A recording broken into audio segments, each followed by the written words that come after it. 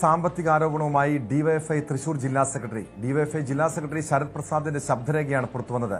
കപ്പലണ്ടി വിറ്റ് നടന്ന MK കണ്ണൻ കോടിപതിയായെന്നും ടോപ്പ് ക്ലാസുമായാണ് AC മൊയ്തീന്റെ ഡീലിംഗ് എന്നതടക്കമുള്ള പരാമർശങ്ങൾ ശബ്ദരേഖയിലുണ്ട്.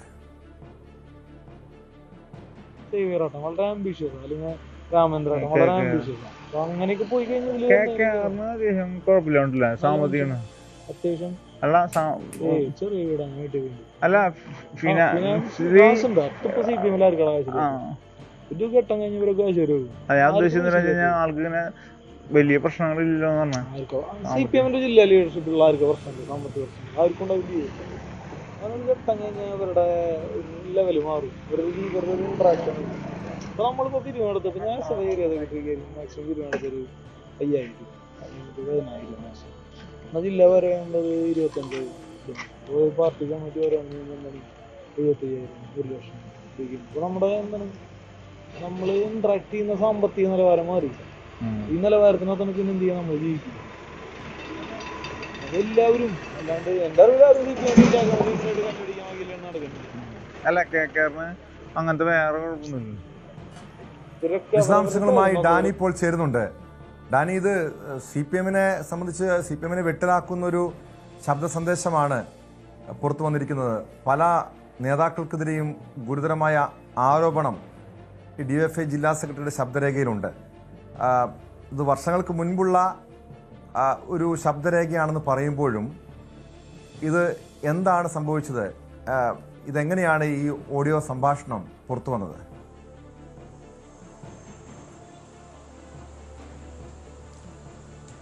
ടോം, തൃശ്ശൂരിൽ നിലനിൽക്കുന്ന പ്രത്യേകിച്ച് CPM-ന്റെ യുവജന സംഘടനകൾക്കിടയിൽ രൂക്ഷമായ രീതിയിലുള്ളൊരു വിഭാഗീയത നിലനിൽക്കുന്നു എന്നതാണ് പറയുന്നത്. അതിനെ ചൊല്ലിയുള്ള ചില തർക്കങ്ങൾ, ചില എതിർചേരികൾ ഉണ്ടാകുന്നു. അതിൻ്റെ ഭാഗമായിട്ടാണ് ഇങ്ങനെയൊരു സംഭാഷണം നടക്കുന്നതും അത് വളരെ ബോധപൂർവം അത് റെക്കോർഡ് ചെയ്യപ്പെടുകയും പിന്നീട് അത് പ്രചരിപ്പിക്കുകയും ചെയ്യുന്നത്. അങ്ങനെ തന്നെയാണ് ആ സംഭവത്തിൽ കൃത്യമായ കാര്യങ്ങളെന്ന് പറയുന്നത്. പക്ഷേ ഇതുണ്ടാക്കുന്ന പ്രതികരണങ്ങൾ ചെറുതല്ല. കാരണം CPM പ്രത്യേകിച്ച് തൃശ്ശൂർ എന്ന് പറയുന്നത് ഈ അടുത്ത കാലത്ത് ഇത്രയ്ക്കധികം ആരോപണങ്ങൾ കേൾക്കേണ്ടി വന്ന, പ്രത്യേകിച്ച് സാമ്പത്തികമായ തിരിമറിയിൽ, സാമ്പത്തികമായ പ്രശ്നത്തിൽ CPM ആരോപണങ്ങൾ കേൾക്കേണ്ടി വന്നു എന്ന് മാത്രമല്ല, പലരും പ്രതികളാക്കപ്പെടുക, പലരും കേന്ദ്ര ഏജൻസികൾ വഴി ചോദ്യം ചെയ്യപ്പെടുകയും എല്ലാം ചെയ്തൊരു പശ്ചാത്തലം തൃശ്ശൂർ സംബന്ധിയായ കാര്യങ്ങളിലുണ്ട്. അവിടെ നിന്നാണ് ഇത്തരമൊരു ശബ്ദരേഖ വന്നത് എന്നത് തന്നെയാണ് ഇതിൻ്റെ ഒരു ഗൗരവതരമായ വസ്തുത. ഇതിൽ കൃത്യമായ പേരുകൾ സഹിതമാണ് പറയുന്നത്. അവരുടെ തുടങ്ങിയത് എങ്ങനെയാണ്, ഇപ്പോൾ അവരുടെ ഒരു സാമ്പത്തിക സ്ഥിതി എങ്ങനെയാണ്, ഇതെല്ലാം വളരെ കൃത്യമായി പറയുകയും ചെയ്യുന്നുണ്ട്. അത് മാത്രവുമല്ല, CPM എങ്ങനെയാണ് ഇതിൻ്റെ ഒരു പിരിവ് നടത്തുമ്പോൾ പ്രാദേശിക നേതാക്കൾക്ക് എത്ര കിട്ടുന്നു, അവർ കുറച്ചുകൂടി ഏരിയ കമ്മിറ്റിയിലേക്ക് വന്നാൽ അവർക്ക് എത്ര വെച്ച് വാങ്ങിക്കാൻ കഴിയും, ജില്ലാ നേതാക്കൾക്ക് എത്രയാണ്, ഇതെല്ലാം ഒരു സ്ലാബ് സമ്പ്രദായം പോലും ഉണ്ട് എന്ന രീതിയിൽ തന്നെയാണ് ഈ സംഭാഷണം സമർത്ഥിക്കുന്നത്. അതിൽ ഓരോരുത്തരുടെയും പേരെടുത്ത് പറയുമ്പോൾ പ്രഥമമായിട്ട് തന്നെ മുൻ മന്ത്രിയും അതോടൊപ്പം തന്നെ വളരെ സമുന്നത നേതാവുമായ AC മൊയ്തീൻ്റെ അടക്കം പേരുകൾ കൃത്യമായി പരാമർശിക്കുന്നുണ്ട്. അദ്ദേഹം വലിയ രീതിയിലുള്ള കാര്യങ്ങളാണ് ഡീൽ ചെയ്യുന്നതെന്ന് പറയുന്നു. MK കണ്ണൻ മുൻ MLA ആണ്, അതോടൊപ്പം തന്നെ കേരള ബാങ്കിൻ്റെ ഉന്നത സ്ഥാനങ്ങളിൽ ഇരുന്ന ആളാണ്. അദ്ദേഹത്തെക്കുറിച്ച് പറയുന്നതെല്ലാം തന്നെ അദ്ദേഹം തുടങ്ങിയത് ഇങ്ങനെയാണ്, കപ്പലണ്ടി വിറ്റ് നടന്നു, ഇപ്പോഴെവിടെ എത്തി നിൽക്കുന്നു, കോടീശ്വരനെല്ലാം തന്നെ പറയുന്നു. അപ്പോൾ ഇത് കേവലം ഒരു സംഭാഷണം എന്നതിനപ്പുറം ഇന്നും പാർട്ടിക്കകത്ത് വളരെ സജീവമായി ചർച്ച ചെയ്യപ്പെടുന്ന ഒരു വിഷയം തന്നെയാണ്.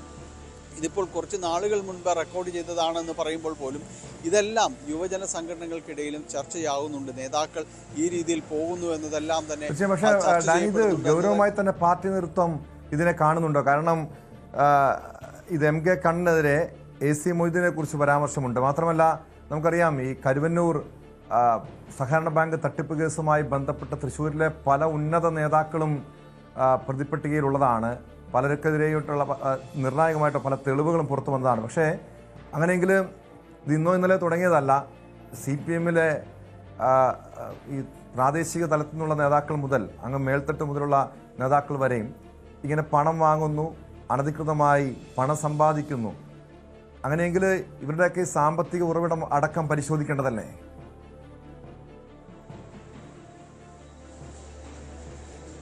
ടോമി, കരുവന്നൂർ വിഷയത്തിലേക്ക് വരികയാണെങ്കിൽ കരുവന്നൂർ വിഷയത്തിൽ കൂടുതൽ പേരും പ്രതികളാക്കപ്പെടുന്നത് കൂടുതലും പ്രാദേശിക നേതൃത്വത്തിലുള്ളവരാണ്. പ്രാദേശിക നേതൃത്വത്തിൻ്റെ തികഞ്ഞ അറിവോട്, കാരണം അതിൻ്റെ ഒരു മിനിറ്റ്സ് കാര്യങ്ങൾ അടക്കമുള്ള കാര്യങ്ങളെല്ലാം തന്നെ പരിശോധിക്കപ്പെട്ടിരുന്നു.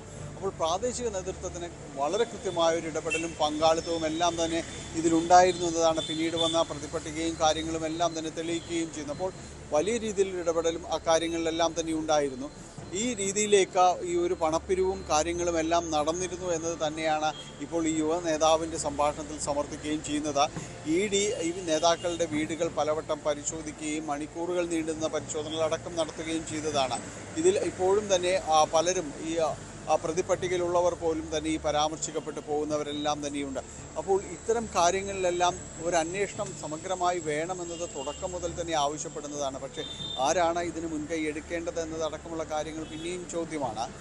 കാരണം അത് കേന്ദ്ര ഏജൻസികൾ അന്വേഷിക്കുന്നു. നേരത്തെയും പല ക്രൈംബ്രാഞ്ച് അടക്കമുള്ള കാര്യങ്ങൾ അന്വേഷിച്ചിട്ടും എങ്ങും എത്താതെ പോവുകയും ചെയ്യുന്ന സാഹചര്യങ്ങളും എല്ലാം തന്നെയുണ്ട്. അപ്പോൾ ഇക്കാര്യങ്ങളിൽ ഗുരുതരമായ ആക്ഷേപങ്ങൾ വീണ്ടും ഉയരുകയാണ്. അതിപ്പോൾ ശബ്ദരേഖ പുറത്തു വരുമ്പോഴും അത് തന്നെയാണ് പറയുന്നത്. കാരണം ഈ രീതിയിൽ നേരത്തെ ഉണ്ടായിരുന്ന ആരോപണങ്ങൾ ശരിയാണോ എന്ന് പോലും തോന്നിപ്പിക്കുന്ന രീതിയിലേക്ക് കാര്യങ്ങൾ വരികയാണ്. CPM തീർച്ചയായും പ്രതിക്കൂട്ടിൽ തന്നെയാണ്.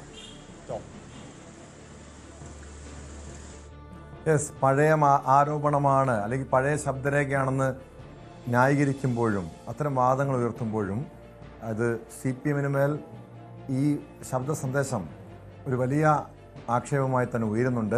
നേതാക്കളുടെ സാമ്പത്തിക ഉറവിടം അടക്കം പരിശോധിക്കേണ്ട വിഷയമാണ്. പാർട്ടി ഇനി എന്തായിരിക്കും ഈ വിഷയത്തിൽ നടപടി സ്വീകരിക്കുക, അത് കണ്ടറിയേണ്ടതാണ്.